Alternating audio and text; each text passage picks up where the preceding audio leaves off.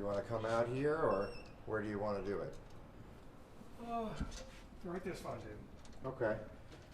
You want me to hold this? This is, so, Mr. Hecker, this is the memo that I was telling you that we have now. This is where you describe these various people. There's 7 people. Right, yes.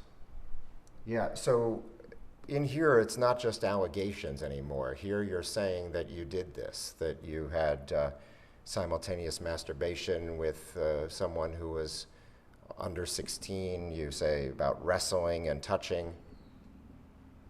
Evidently, yes. Do you remember these people that you describe here? You have, the names are redacted, but you say that there were overtly sexual acts with this person, but that person was 100% willing, and he was 15 to 17 years old, lived in St. Francis of Assisi Parish. Yes. Do you remember that person's name? Not offhand. Okay. Do you think that it's appropriate that the church then allowed you to go back to ministry?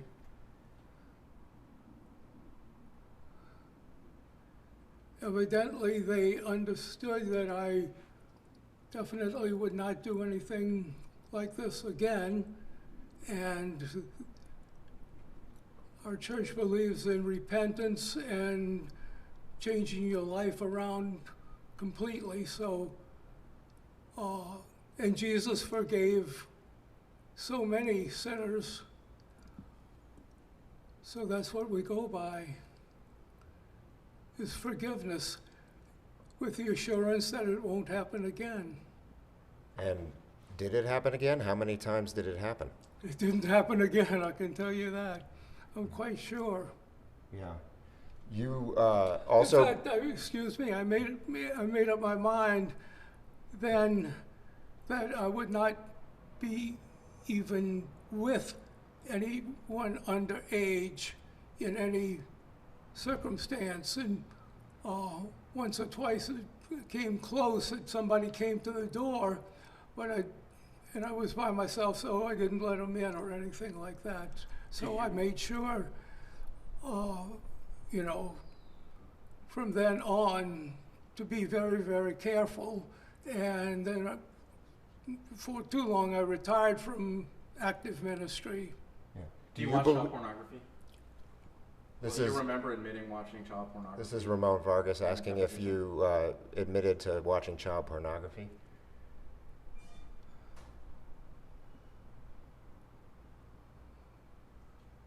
I don't think I did.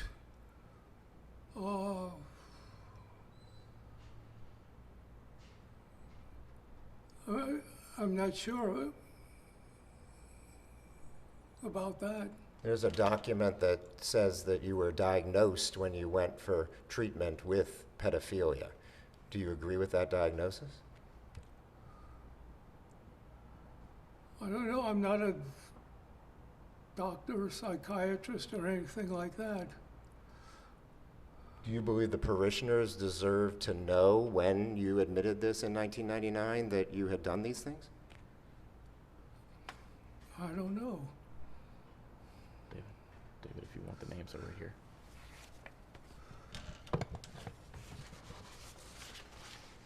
Do you remember?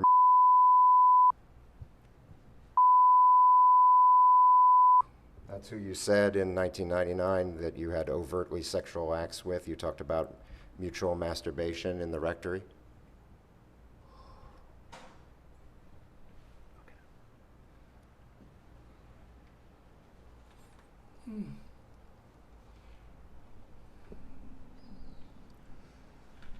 I don't know, it's so long ago.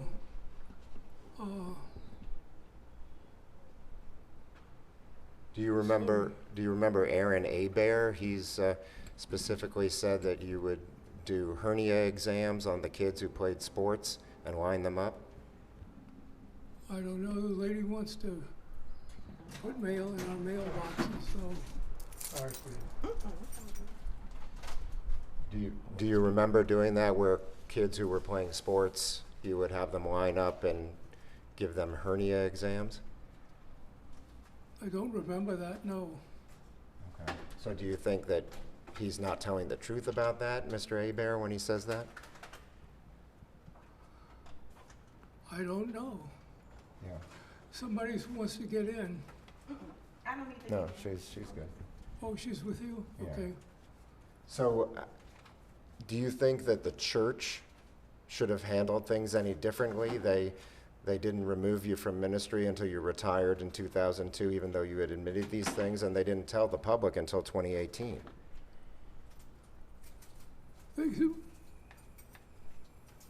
They sent me to be evaluated with at a place in Pennsylvania. And so they sent me for, like I say, for evaluation. And the psychiatrist, psychologist, whatever there, said that that I was cleared, for ministry. So they went by that. Well, I saw that report. They said that you were diagnosed with pedophilia.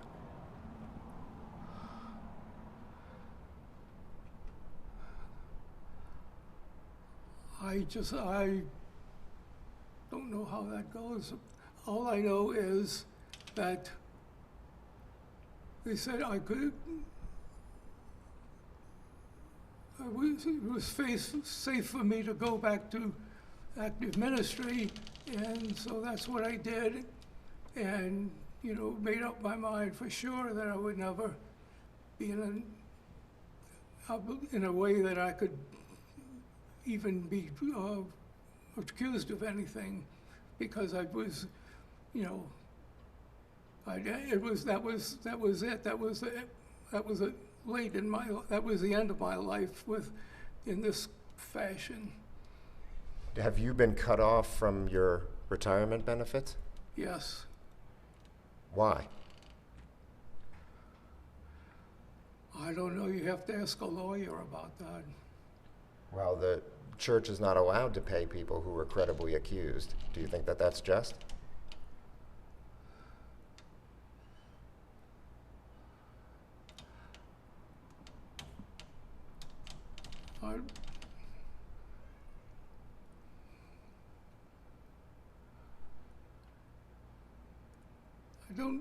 It's hard to figure out all the ins and outs and to, make a snap judgment on stuff like that. Well, this has been out there for a long time. Do you believe that the Catholic Church is doing everything it can to protect its parishioners? Oh, right now, yeah, sure. But what about back then? I mean, 1999 wasn't that long ago. But we didn't know then what we know now. If we had known then, this is 2023, so this isn't way back even in the 1900s, we're in a new, things are different now. We know a whole lot more.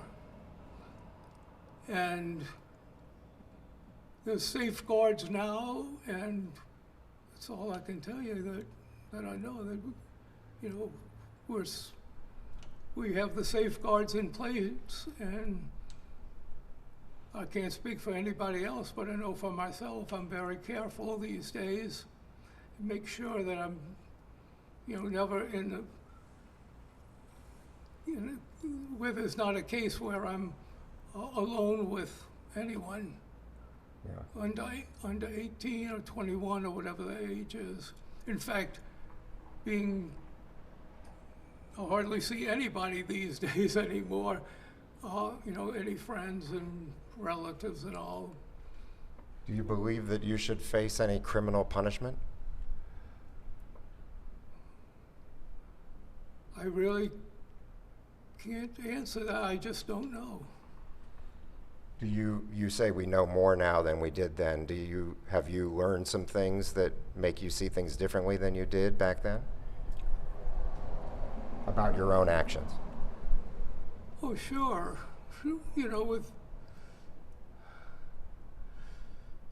I certainly wouldn't get involved like I did. I wouldn't get involved, period. And I haven't since, I don't know, 30 years, 40 years. I've been careful, and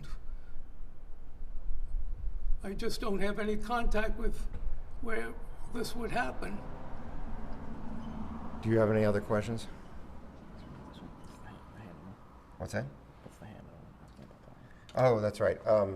In 1988, apparently, according to this memo, it says that this was reported to Archbishop Hannon, and he spoke with you about it in 1988. So that was long before you retired. Why didn't they do anything then? Evidently, Archbishop Hannon trusted me that what I said was true, that I would not be in any such circumstances. Of course, you can't ask Archbishop Hannon, but I don't know why. Yeah. Do you think that that was the right thing to do, or do you think he should have removed you then? I don't know. I believe in second chances. I believe that people can change, and people can be bad in some ways and reverse their way of doing things and way of thinking, and be all the better for it. So it's possible for one to change and to we have so many instances in the Catholic Church of people who were big sinners becoming big saints. St. Mary Magdalene is a big patron saint of conversion and changing from sinfulness to sainthood. Do you feel that you've changed, or you just have kept yourself out of those situations? Well, I've kept myself out because I've changed. You know, I'm not the same person I was way back then. Yeah. Yeah. Why do you think that this is so pervasive, though, in the Archdiocese of New Orleans and in the Catholic Church broadly? Why were there so many priests who did this? I don't know. One thing that way back in that time, that was the time of the sexual revolution, and so many norms and prohibitions that people followed before all fell apart, and it was a new way of looking at relations, at sexual relations, I guess. So it was a different way of seeing things and understanding, and it was a time of enlightenment. It's hard to understand these days what life was like back in those days, unless you're old enough. You have any other questions? Do you recall who you Remember spoke Archbishop Hannon to? Yes. And you admitted that he and I were affectionate with each other a few times. He came to visit me at the rectory wearing what was the style at the time, short gym shorts. That's when the sexuality began. There were probably 2 or 3 other encounters. I don't recall exactly. Came out years later. He told his parents that he and I had sex together. Is that true?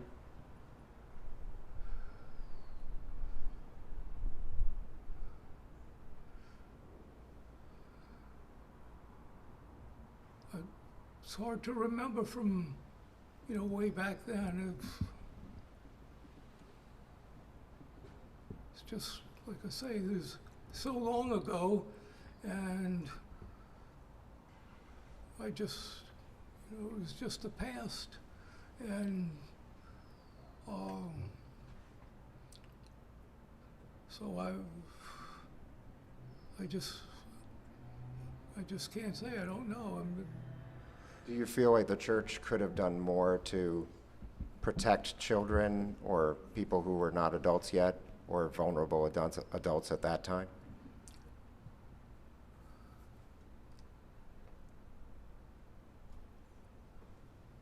I think the church did what it could, when it understood, when everybody understood things better and differently. You know, you can always look back on the past and say, oh, I wish I'd done this differently.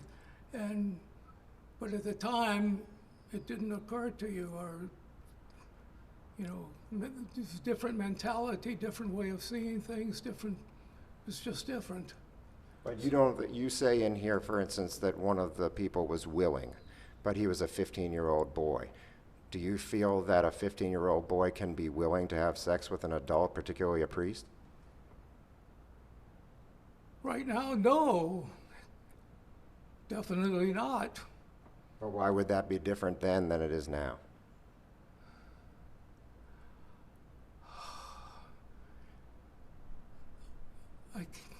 It's hard to go into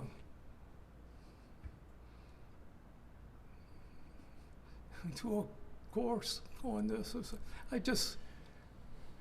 The way I see it now, I definitely understand, and I certainly would not do it now, but at the time, like I say, it was a sexual revolution, and people were saying, oh, look, we were bound all these years, all these centuries, you know, now we're free, and I fell for that.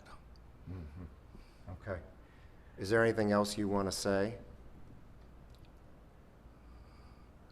No, except that there's not one chance in a million that anything like this would ever happen again, that obviously I'm truly repentant, that